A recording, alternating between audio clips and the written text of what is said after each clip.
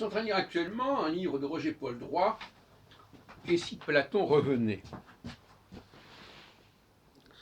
Et je trouve que c'est un ouvrage assez lumineux sur Platon et qui est assez décoiffant. Parce qu'il montre bien qu'on a des idées toutes faites sur Platon. Et je voudrais lire notamment le chapitre que Roger-Paul Droit consacre aux robots, chez les robots.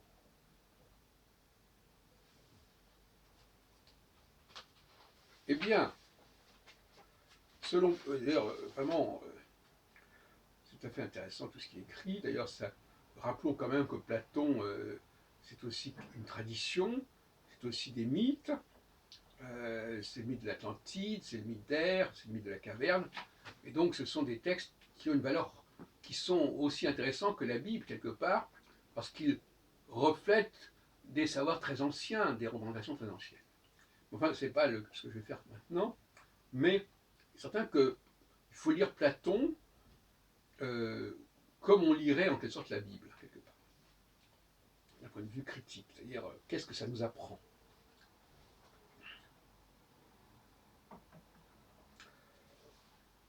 On s'attend, dit Roger-Paul Droit, à voir Platon incrédule, abasourdi, consterné. Il devrait trouver inconcevable et monstrueux ces paroles mécaniques, ces intelligences de métal, ces statues qui bougent. Pas du tout, répond Droit. Là encore, il est à son aise. Il soupçonne depuis longtemps que nous sommes nous aussi des mécaniques. Dans les lois, dans son ouvrage Les lois, il fait dire à l'étranger d'Athènes, pour leur servir de jouet ou dans un but sérieux, cela bien sûr nous ne pouvons vraiment pas le savoir. Voilà que nous sommes donc des robots maquettés et construits par d'autres. Plus encore, nous sommes câblés, nos pensées et comportements de marionnettes sont actionnés par des fils. Les uns sont des fils en fer, rigides, ça c'est le commentaire de Droit, qui nous tirent vers le plaisir et la satisfaction immédiate. Le principal est un fil en or, souple, incarnant la raison et la loi, qui est capable de s'adapter et de contrebalancer les tractions exercées par les autres. Dès lors, l'idée que la rationalité soit une grande mécanique ne semble plus lui être étrangère. La cité gouvernée par les philosophes et par les lois ou à sa manière est à sa manière une mécanique collective, une grande machine qui se règle sur l'ordre du cosmos. C'est un agencement de pièces et de morceaux mathématiquement construits comme le sont nos âmes. Car les âmes, continue Droit, selon les explications données par Platon, ne sont pas des souffles immatériels de purs esprits comme nous avons tendance à l'imaginer trop vite, immortels passant d'un corps à un autre, d'une existence terrestre à une autre. Les âmes sont faites de triangles. L'âme du monde, l'âme des individus ne sont pas évanescentes, mais des constructions en mouvement résultant d'une fabrication originaire selon un modèle mathématique. Le Timée expose en détail cette élaboration où se combinent géométrie, algèbre et métaphysique.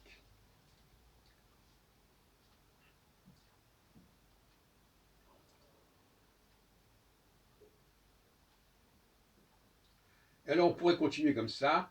On parle de programmation.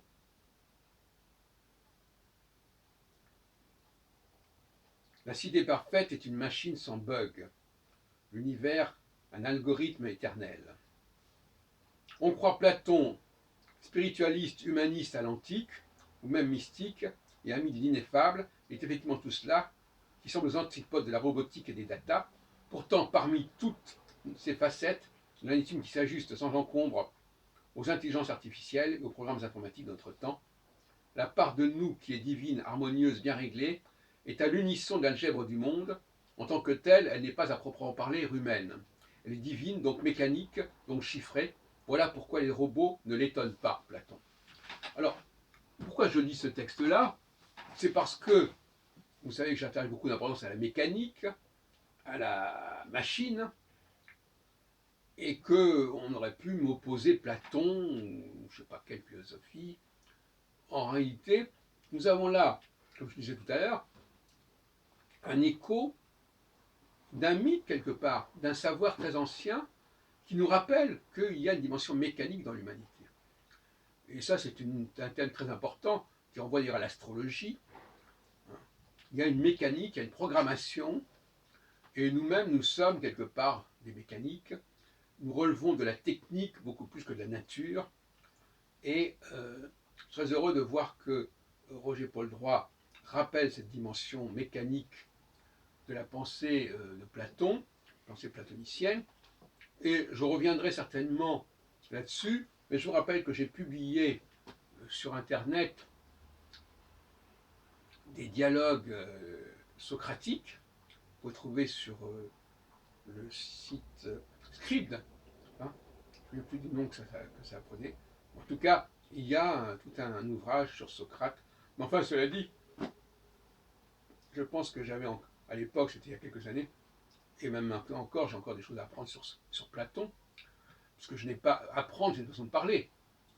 Quand je dis apprendre, ça veut dire que j'ai des choses que j'ai à explorer, pas qu'on m'apprenne nécessairement, mais que j'ai moi-même à apprendre, m'apprendre à moi-même par cette lecture. Donc, je pense que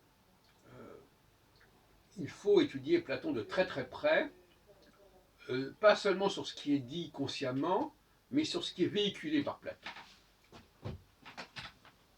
comme dans la Bible.